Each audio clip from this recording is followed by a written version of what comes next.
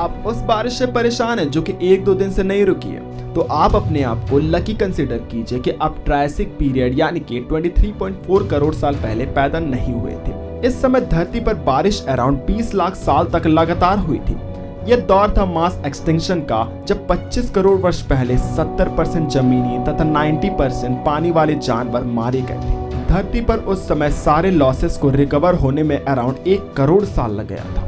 Experts के मुताबिक वो श्योर नहीं है कि इतने भयानक मैस एक्सटिंक्शन का एक्चुअल कारण क्या था। कुछ एक्सपर्ट्स इसे साइबेरिया के वोल्केनिक इरप्शन से जोड़ते हैं, कुछ एस्टेरॉयड इंपैक्ट तथा कुछ एसिड रेन से, और अभी मर्क्यूरी पॉइजनिंग की नई नई थ्योरी सामने आई है। डॉक्टर बेंजामिन बर्जर के मुताबिक यह मास एक्सटिंक्शन एक्चुअली कोयले के जलने की वजह से हुआ था, क्योंकि उस समय हुई घटना के अवशेषों से लेड और मर्क्यूरी के ट्रेसेस भी पाए गए। ये दोनों चीजें कोयले के जलने से बाय प्रोडक्ट के रूप में निकलते हैं। ऊता नाम की जगह पर पत्थरों पर लेड और मर्क्यूरी के लेयर पाए गए थे, जो कि अराउंड 24 से 25 करोड़ साल पहले फॉर्म हुए थे। यह उस मास एक्सटिंक्शन का ही दौर था। उसी से यह माना जा रहा है कि भारी मात्रा में उस समय कोयले में आग लग गई थी। इतना कोयला जलने से इतना सल्फर निकला था कि चारों तरफ धरती में एसिड रेन हुआ था और धरती का सारा समुद्र तेजाबी यानी कि एसिडिक हो गया था, जिससे कि पानी के ज्यादातर जानवर मारे गए और जमीन में खुली आसमान में रहने वाले 70% जीव मारे गए। धरती का तापमान बहुत ही बढ़ गया था,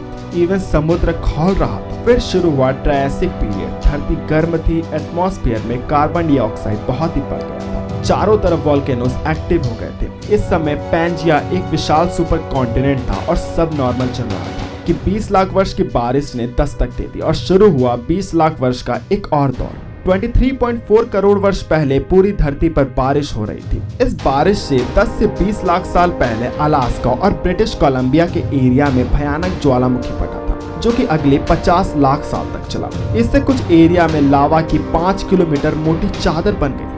इस इरप्शन से एटमॉस्फेयर में भारी मात्रा में कार्बन डाइऑक्साइड इरप्ट हुआ था। इस कारण धरती का एवरेज टेम्परेचर 5 से 10 डिग्री सेल्सियस तक बढ़ गया था। उससे धरती के एटमॉस्फेयर तथा क्लाउड्स की ऐसी कंडीशन हो गई थी कि अब धरती भयानक बारिश के लिए तैयार हो चुका था। उस समय सिर्फ एक ही कॉन्टिनेंट था जिसे पैंजिया के रूप में जाना जाता था। इसी के 7 टुकड़ों में टूटने से 7 अलग अलग कॉन्टिनेंट्स बने। जब पैंजिया अस्तित्व में था, उसके एक पार्ट का क्लाइमेट गर्म और ड्राई होता था, दूसरा बहुत ही ज्यादा ठंडा होता था। मानसून की बारिश सिर्फ तटीय इलाकों तक ही सीमित रहती थी, पर अलास्का और ब्रिटिश कोलंबिया के वोल्केनोस के फटे हुए 10 से 20 लाख साल हो गए थे। इससे पृथ्वी के एटमॉस्फेयर में इतनी नमी पैदा हो गई थी कि पूरे पैंजिया सुपर कॉन्टिनेंट में बारिश चालू हो गया और वोल्केनिक इरप्शन तो लगातार ही हो रहा था। इस कारण एटमॉस्फेयर में नमी लगातार रह रही थी, पर एक टाइम के बाद से यह इरप्शन ढीला पड़ने लगा और बारिश भी धीरे धीरे स्लो होकर 20 लाख साल बाद रुक गई। इरप्शन अब भी हो रहा था, पर वो इतना कमजोर था कि अब वो एटमॉस्फेयर में ज्यादा बदलाव करके बारिश नहीं करवा सकता था। इतनी बारिश से पृथ्वी का एक बड़ा हिस्सा हरियाली में जा चुका।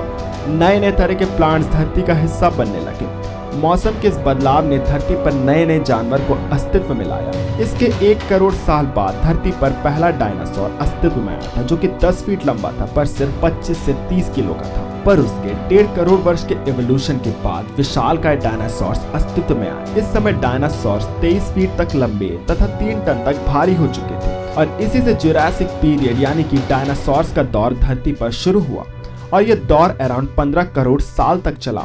और फिर चिक्सलव एस्टेरॉयड के टकराने से एक और मास एक्सटेंशन हुआ और धरती पर से डायनासोर पूरी तरह खत्म हो गया और उसके कुछ समय बाद धरती पर नए तरह के जीव के अस्तित्व में आने की शुरुआत हुई, वरना आज भी डायनासोर शायद अस्तित्व में होते। आज के समय के बर्ड्स डायनासोर्स के एकमात्र वंशज हैं, जैसे कि मुर्गी, ऑस्ट्रिच और भी बहुत सारे बर्ड्स हैं जो कि डायनासोर्स के डायरेक्ट डिसेंडेंट्स हैं। उम्मीद करता हूँ आज का वीडियो आपको पसंद आया। वीडियो पसंद आया तो इस वीडियो को लाइक कीजिए, चैनल को सब्सक्राइब कर इस वीडियो को शेयर करना न भूलिएगा। धन्यवाद।